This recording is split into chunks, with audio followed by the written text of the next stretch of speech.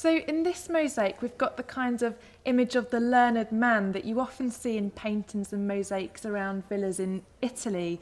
And we might see this as advertising the kind of leisure that was going on at the villa.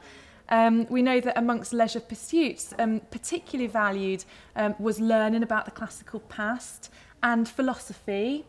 And you can tell from this chap's beard that he's being cast as a sort of archetypal Greek philosopher. So what's that in his hand? Well, he's in a classic pose. He's holding a pointer and he's pointing towards a celestial or armillary globe. So he's telling us instantly, really, that he's an astronomer, and he has other appropriate instruments as well to confirm that. So the tall thing that you see to his right is a sundial mounted on a tall column, and then the object down by his feet is yet another sundial, and that's the sort that we often see in gardens today.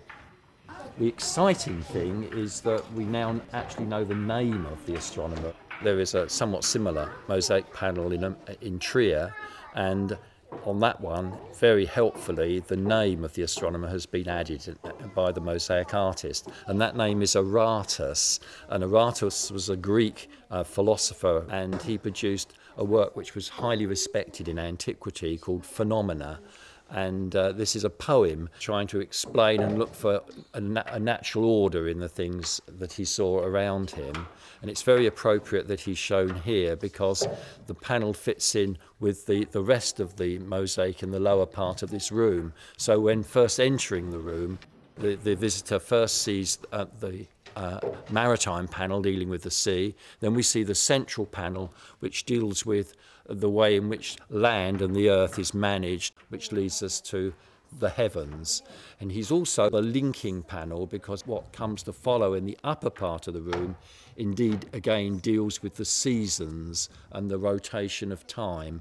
So he's drawing the entire floor together really and linking the themes. But I think we don't necessarily need to presume that everybody that walks into this room would have got all of that meaning out of these mosaics. No, I mean, I might have worked out that he was an astronomer, but I wouldn't have had a clue about the rest just from looking. No. Images are used to create hierarchies and power and symbolic status in antiquity, and this philosopher is really a very good example, because people would have come in here and they would have probably realised that this was a portrait of a particular person. They would also have realised that they themselves didn't actually have the cultural resources to say who that was. Well, that relates to me and what I know about these mosaics as well.